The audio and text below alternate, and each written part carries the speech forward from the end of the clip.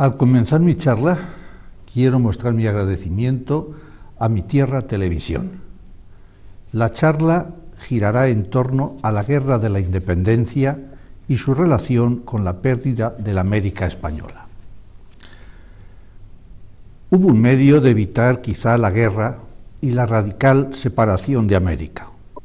el establecimiento de príncipes españoles de la Casa de Borbón en los tronos que proyectaron alzar sobre los virreinatos, primero Aranda y Godoy después. Habría podido también evitarse que la guerra se enconara y que terminase con la dolorosa violencia de vencedores y vencidos, si hubiera prosperado la mediación ofrecida por Inglaterra, a cuenta de su comercio directo con las provincias ultramarinas en rebeldía, y fracasada después de laboriosas negociaciones por no aceptar el gobierno de Londres la garantía que España reclamaba al exigir la ayuda británica para sofocar la insurrección a toda costa, si el armisticio no rendía la eficacia calculada. Quedaba todavía la solución, harto dudosa en verdad, por lo tardía, de las reformas que pudieran introducirse a fin de suprimir o de paliar siquiera los motivos de protesta o de vindicaciones que habían puesto en pie de resuelta hostilidad contra España a vastas zonas de Hispanoamérica. Pero mientras las espadas chocaban, era difícil que no se atribuyese a flaqueza las concesiones que únicamente en la relación normal habrían sido comprendidas o estimadas. A la hora en que se formalizó el alzamiento, estaban ya reunidas las Cortes Generales y Extraordinarias de Cádiz, que no tardaron en afrontar una cuestión con tanto apremio planteada, notáranlo o no en la integridad de su alcance aquellos legisladores, por la azarosa realidad de las Españas. Se creyó que bastaría con invocar los principios recién nacidos del liberalismo, cuya fe compartían a todas luces los diputados de Cádiz y los insurrectos americanos más representativos, para lograr la concordia entre España y sus provincias o reinos de América. Y se prodigaron fórmulas verbales que, sin duda, pecaban de contraproducentes, porque si se canonizó la soberanía nacional, el principio sería blandido por los pueblos ultramarinos para herir de muerte la unidad de la monarquía, puesto que ejercían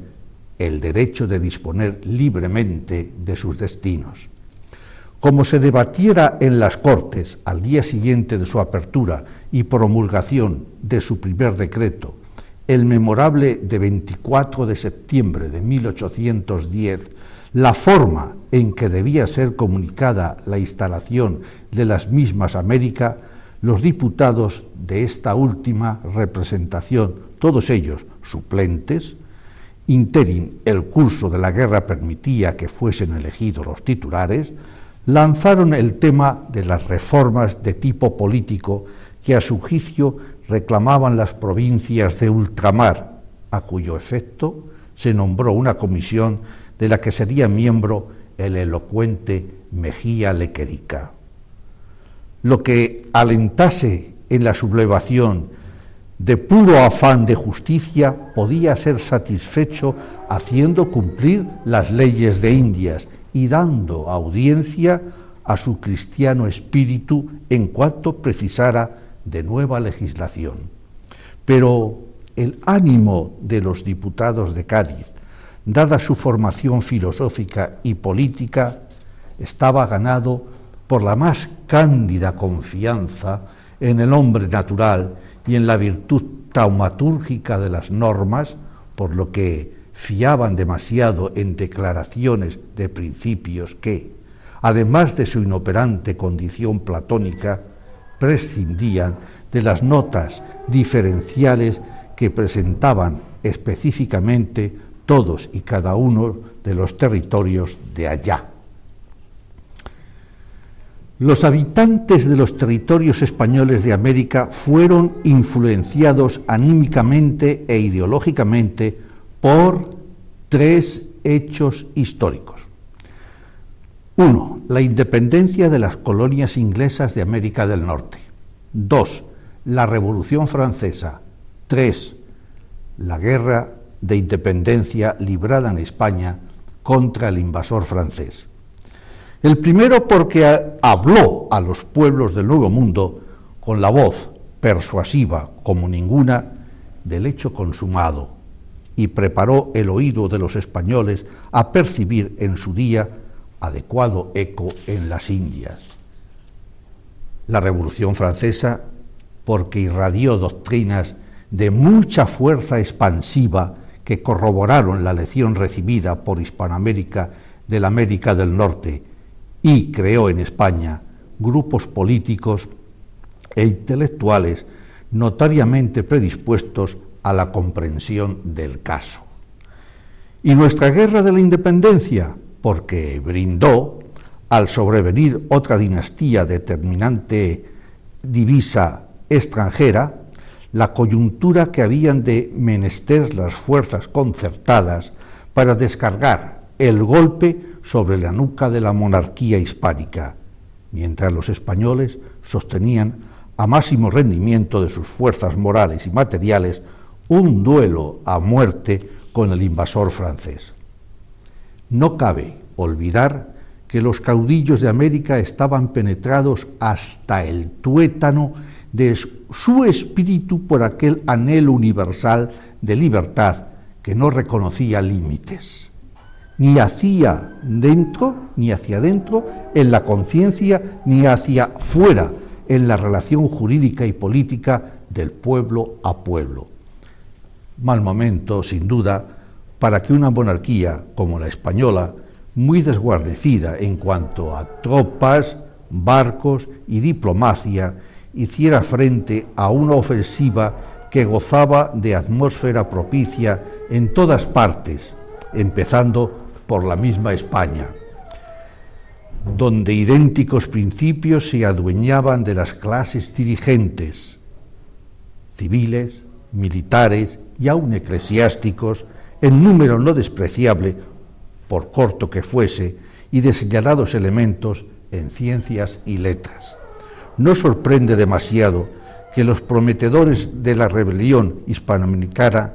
afectados por esa cosa vaga pero cierta que es el espíritu de una época, pensaran en sustraer sus respectivos pueblos al dominio de España, más nominal que efectivo, dado la quiebra de todas las instituciones en años de rápido y general declive, y no escaseando, ciertamente, en la metrópoli los estímulos y las colaboraciones en función del objetivo propuesto. Los alzamientos se gestaron lenta y peculiarmente. No vale decir que fueron organizados si este concepto de organización nos hace pensar, por la lógica de su significado, en unidad de fines y concordancia de medios. Lo que hubiese de programa a este propósito se desarrollaría al paso de la lucha misma,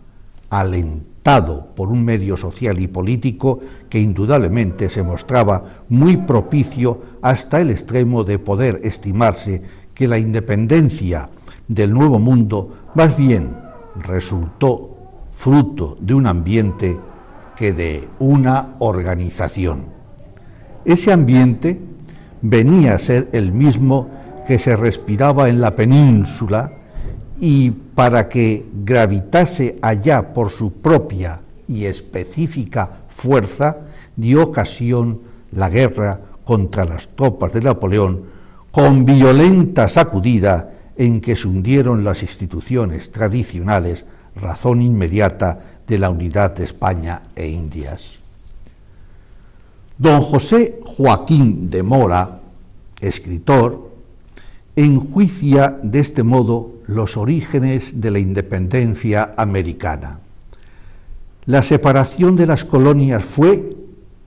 y debió ser, no un acto de libre determinación, no una necesidad, no el desenlace de un drama preparado de antemano, no el reventón de pasiones comprimidas, no la ejecución de planes persistentes, no la expresión de un voto público. Fue la consecuencia forzosa,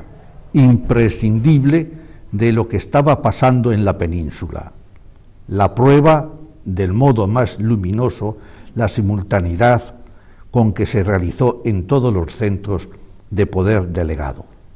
México se emancipó sin saber qué pensaba Chile y Buenos Aires sin ponerse de acuerdo con Caracas, lo cual no es del todo exacto, pero sí la referencia a lo que estaba pasando en la península, que era la guerra de la independencia. La ocasión que la guerra de la independencia española brindaba no fue desperdiciada, ciertamente, por los promotores del levantamiento americano. No era tan solo que España, retenida en sí misma por el hecho absorbente de la invasión francesa, no pudiera disponer, en el grado necesario para transmitirla a ultramar, de la energía combativa que el grave trance demandaba. Era también que el desplome de las instituciones políticas de la España en lucha, por no decir en secuestro,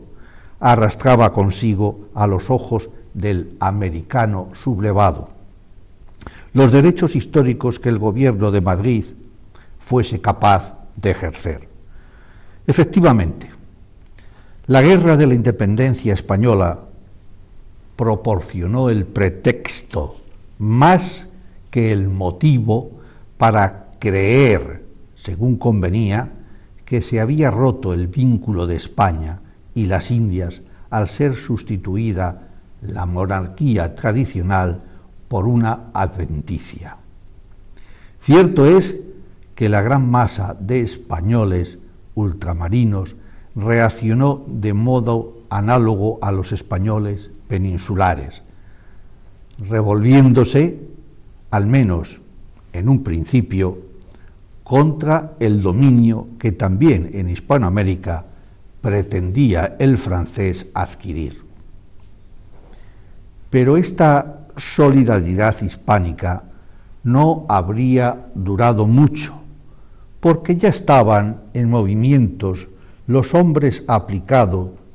a la tarea de las últimas consecuencias de los principios que el más tenaz y representativo de ellos, Francisco Miranda, había servido con su espada primero en la guerra norteamericana y luego en las campañas de la Revolución Francesa. Consta que son muy anteriores a la invasión napoleónica los trabajos conspiratorios de los migrados americanos en París y Londres, y concretamente el acta secreta firmada en la capital de Francia el 22 de diciembre de 1798 por Miranda, O'Higgins y otros. Documento en virtud del cual se comprometían aquellos a trabajar por la independencia de las colonias españolas del Nuevo Mundo, como dice Alejandro Álvarez en su obra La diplomacia de Chile durante la emancipación y la sociedad internacional americana, de suerte que el alzamiento de los reinos o provincias de ultramar contra España se habría producido aún en el caso de que España misma no se hubiera alzado contra Napoleón. Los gritos y actos de insurrección en Chuquisaca, en La Paz, en Dolores, en Caracas, en Santa Fe de Bogotá, en Quito, en Santiago de Chile, en Buenos Aires, significaban, por el solo hecho de producirse, la ruptura de toda relación jerárquica con el Estado español y para explicar la actitud adoptada por los criollos frente a los españoles propiamente dichos, titulares del poder en virreinatos, capitanías generales y audiencias. Servían suficientemente a título general las palabras de Cornelio Saavedra, jefe de uno de los cuerpos de patricios de Buenos Aires, que, al tiempo de pronunciarlas, dirigió al virrey Hidalgo de Cisneros en mayo de 1810, una vez llegada la noticia de que las tropas francesas ocupaban toda España, salvo Cádiz y la isla del León, precaria sede de la regencia. Por ventura, este inmenso territorio, sus millones de habitantes, deben reconocer la soberanía de los comerciantes de Cádiz y de los pescadores de la isla del León. Por ventura, habrán pasado a Cádiz y a la isla del León, que forman parte de Andalucía, los derechos de la corona de Castilla, a la cual fueron incorporadas las Américas? No, señor. No queremos seguir la suerte de España, ni ser dominados por los franceses. Hemos resuelto tomar de nuevo el ejercicio de nuestros derechos y de salvaguardarnos nosotros mismos. Aquel que ha dado a vuestra excelencia autoridad para mandarnos ha dejado de existir y, por consiguiente, las fuerzas en que se apoyaba esta autoridad tampoco existen. La constitución de las primeras juntas del alzamiento americano dejan entrever propósitos superiores al mero desacato de la legalidad establecida en Cádiz, de una parte y de otra a la hostilidad contra los invasores de la península. La tendencia a sustantivarse por su propia cuenta y en todo su alcance cada uno de los países alzados se observa ya en el nombre mismo que esas juntas se dieron, como hace notar Alejandro Álvarez. No conservaron, dice el jurista chileno, en su designación el título oficial de la división administrativa cuyo gobierno tomaban en sus manos. Así, por ejemplo, la de Chile no se denominó Junta de Gobierno de la Capitanía General de Chile, sino de Chile, simplemente. Y la de la Argentina no adoptó el nombre de Junta de Gobierno del Virreinato de Buenos Aires, sino el de Junta Gubernativa de las Provincias Unidas del Río de la Plata. Y añade: nótese también que al mismo tiempo que los virreinatos se declaran dominios del rey, hablan de una patria americana. A ese proceder hábil e intencionado hay que referir los actos del gobierno independiente que las juntas realizaban siempre que les convenía y sin que por ello declarasen su voluntad, por modo expreso, de sustraerse, en definitiva, al dominio de España. La Junta de Chile, por ejemplo, convocó en 1811 un Congreso Nacional que sería elegido por el sufragio popular. Y en esa convocatoria, a pesar de que se hablaba del país como de una porción del Reino de España, se entrevé o esboza el reconocimiento de la soberanía del pueblo para gobernarse a sí mismo. Huelga declarar que el ascendiente de los elementos moderados o contemporizadores en el seno de las juntas perdía terreno que rápidamente ganaban los más acusados partidarios de la emancipación. Los primeros textos del alzamiento americano, que les fue dado a conocer a los españoles, acusaban la relativa identificación con la causa de España a que antes me refería. Si bien se exageraba o sinceramente se desconocía la situación por la que en realidad pasaba España, para mejor justificar que las provincias ultramarinas se dispusieron a obrar libremente.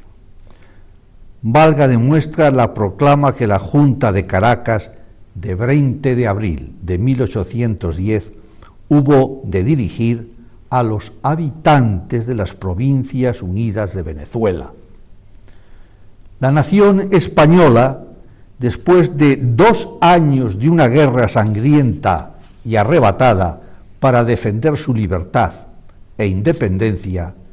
está próxima a caer en Europa bajo el yugo tiránico de sus conquistadores. Forzados por los enemigos, los pasos de Sierra Morena, que defendían la residencia de la soberanía nacional, se ha derramado como un torrente impetuoso por la Andalucía y otras provincias de la España meridional y baten ya de cerca el corto resto de honrados y valerosos patriotas españoles que apresuradamente se han acogido bajo los muros de Cádiz. La Junta Central Gubernativa del Reino, que reunía el voto de la nación bajo su autoridad suprema, ha sido disuelta y dispersa en aquella turbulencia y precipitación, y se ha destruido finalmente en esta catástrofe aquella soberanía constituida legalmente para la conservación general del Estado. En este conflicto, los habitantes de Cádiz han organizado un nuevo sistema de gobierno con el título de regencia, que no puede tener otro objeto sino el de la defensa momentánea de los pocos españoles que lograron escaparse del yugo del vencedor para proveer a su futura seguridad, ni reúne en sí el voto general de la nación, ni menos el de estos habitantes que tienen el legítimo e indispensable derecho de velar sobre su conservación y seguridad como partes integrantes que son de la monarquía española. No, amados compatriotas, ya el pueblo de Caracas ha conocido bien la necesidad que tenemos de agitar nuestra causa con vigor y energía si queremos conservar tantos y tan amados intereses. Con este objeto, instruidos del mal estado de la guerra en España por los últimos buques españoles llegados a nuestras costas, deliberó constituir una soberanía provisional en esta capital para ella y para los demás pueblos de esta provincia que se le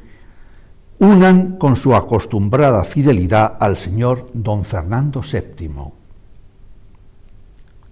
Conocieron los españoles de la península esta proclama por la Gaceta Extraordinaria de la Regencia del miércoles 8 de agosto de 1810, que la insertó a continuación de las noticias de oficio recibidas directamente de Caracas. El periódico las glosa por su parte, persuadido de que el suceso no tiene demasiada importancia. Las consecuencias no han sido tan trascendentales como podía temerse y no debe la esperanza de una pronta reducción a aquellos naturales cuando se hallen mejor informados de los sucesos políticos y examinen bien la posición en que están, porque la propaganda se hacía no en pequeña parte, sino a costa de informes aviesamente orientados al desprestigio de la metrópoli. He aquí cómo se expresaba el semanario ministerial de Santa Fe de Bogotá, en el número 2, por la pluma de un articulista que se dirige al jefe insurrecto de Popayán, Antonio Boraya, para encarecerle: que olvida a aquella provincia las ideas de su esclavitud y dependencia para con los miserables restos de la monarquía española refugiados en Cádiz, que la península española, dividida en 4 jirones, el uno hacia la parte del imperio francés, el otro es patrimonio de José Napoleón, otro gime bajo la tiranía de tropas de bandidos levantadas con el nombre de partidas de guerrilla, y Cádiz, la isla de León, obedecen a la ley del más fuerte. Había interés en dar por liquidada la soberanía de España en América. Pero los españoles peninsulares, seguros de sí mismos, confiaban en la liberación del territorio patrio a plazo no muy largo, por lo que lógicamente entendían que, suprimiendo el entredicho impuesto por la invasión, cesarían los efectos de la disidencia americana y la disidencia misma. Esta consideración debía de tranquilizarles bastante, creyendo en la buena fe de juntas como la de Caracas, precisamente, que se llamaba Suprema Conservadora de los Derechos de Fernando VII. Además, no todas las provincias de Venezuela se adherían al movimiento revolucionario, ya que de Venezuela hablo, pues Coro, Maracaibo y Guayana se mantenían fieles, y no era absurdo pensar, como el articulista de la Gaceta, que las diferencias existentes entre los súbditos de Fernando VII de uno y otro lado del Atlántico se resolverían satisfactoriamente.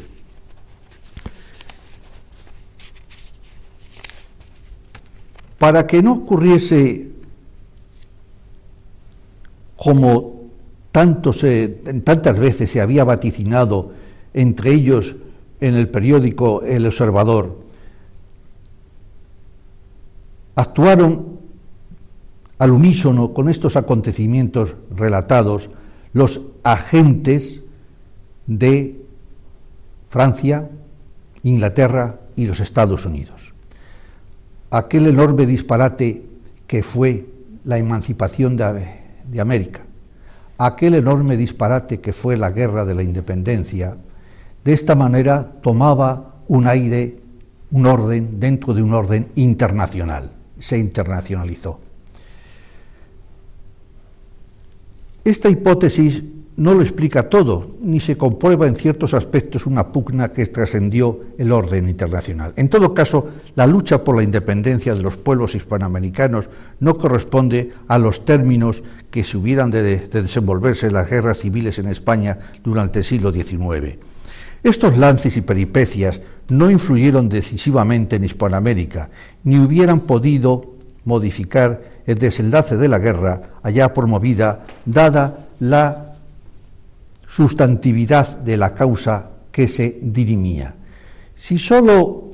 se trataba de una discordia en el seno de la monarquía hispánica, el conflicto no hubiera sido de mucho aliento y se hubiera resuelto sin grandes dificultades a favor del gobierno español, como acaeció con los diversos conatos que sobrevivieron a lo largo del siglo XVIII. La cuestión adquirió enorme vuelo justamente por el fuerte viento de los intereses exteriores que Francisco Miranda fue el primero en excitar, iniciando en Londres, cerca de Pitt y Lord Seymour, gestiones de todos conocidas, si bien con resultado negativo en un principio.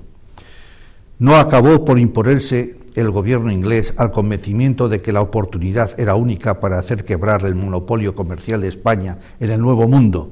mas es preferible utilizar palabras del profesor de Historia de la Universidad de Columbia. En la sublevación de los hispanoamericanos, Gran Bretaña vio una oportunidad para asegurar mercados a sus manufacturas y capitales, mercado vigoroso y material para sus factorías y cargamento para sus buques. Los Estados Unidos habrían de sentirse ajenos a la suerte de Hispanoamérica, dispuestos como estaban a proclamar en fecha relativamente próxima la doctrina que se llamaría de Monroe por el nombre del presidente que la formulara. A don Luis de Onís, representante de España a la sazón en Washington, se debe una memoria sobre las negociaciones entre España y los Estados Unidos que dieron origen al Tratado de 1819, en que el autor revela curiosos detalles acerca de los contactos de emisarios y aventureros franceses y americanos, a fin de promover el levantamiento de nuestras provincias ultramarinas. Gentes vagas o proscritas del censo de otras naciones europeas, cuenta don Luis de Onís, sin medios de subsistencia o exaltados con la esperanza de grandes fortunas en las provincias sublevadas de nuestra América, corrían a engrosar los cuerpos auxiliares que se organizaban en los Estados Unidos para cooperar con los sublevados. La Luisiana, arrancada a España por Napoleón en 1800 y vendida por él a los Estados Unidos en 1802, facilitaba la entrada de estos aventureros en las provincias de México, y nuestra propia marina les dejaba libres los mares, sin defensa bastante las costas en que podían desembarcar. Ellos verificaban lo uno y lo otro diferentes veces, y el gobierno de los Estados Unidos parecía aplaudir en secreto sus empresas. Acogía a sus enviados y agentes, los animaba con promesas y esperanzas halagüeñas y trataba por medio de emisarios con los jefes y caudillos de las provincias sublevadas. El ministro y los agentes de Napoleón en Estados Unidos acogían igualmente con demostraciones de favor y de júbilo a los enviados de aquellos y jefes y a todos los que se decían por su causa. Los agentes de Napoleón que Napoleón envió a las Indias fracasaron por entero, ya que en cualquier supuesto los hispanoamericanos no aceptaban ser vasallos respecto al imperio francés. Pero los otros agentes ingleses norteamericanos que directamente trabajaban por la independencia de América acertaron con buena mano a jalear el movimiento emancipatorio. Para contrarrestar la obra de estos emisarios, España necesitaba de hombres astutos y sagaces, que por lo visto no supo buscar, puesto que ninguno de los elementos utilizados en servicios secretos o en misiones oficiales se apuntó grandes éxitos. Los nombramientos de los jefes fueron como en tiempos tranquilos, dados al favor. Un arzobispo en México, caduco; un Venegas, indeciso; un Cisneros, sordo y sin aliento; y un furioso Helio, un estúpido Bigodet. Las instrucciones comunicadas a tales comisionados no podían ser muy eficaces, habida cuenta de que por el hilo directo de las proclamas que expedía la Junta de Sevilla a los americanos, les llegaba a estos, por si acaso necesitaban mayores recitaciones, el grito de sedición a que alude García de León y Pizarro al pronunciarse contra un lenguaje nada indicado. Pero, a salvo de considerar absurdo que el Estado español arengase a los americanos en rebeldía, García de León y Pizarro descartaba ya entonces la posibilidad de que los pueblos hispanoamericanos continuaran sometidos a España. La América, escribe, debía seguir la suerte que la naturaleza ha destinado a todas las posesiones apartadas y separadas por dificultuosos intervalos geográficos. Debía emanciparse. Así es verdad que la pérdida de nuestras provincias americanas no es hija sino de la naturaleza de las cosas y no culpa de nadie. Sin embargo, estimaba que algo cabía hacer. Aún estaba en la posibilidad de la política retardar la crisis, evitar que fuese general y mejorar la pérdida. Juicio tan objetivo y equilibrado ayuda a esclarecer en no pequeña parte un estado de conciencia por el cual muchos españoles contemplaron la separación de América serena y comprensivamente, como corresponde a cosa prevista e inevitable, traída por la lógica de la historia. Nada más.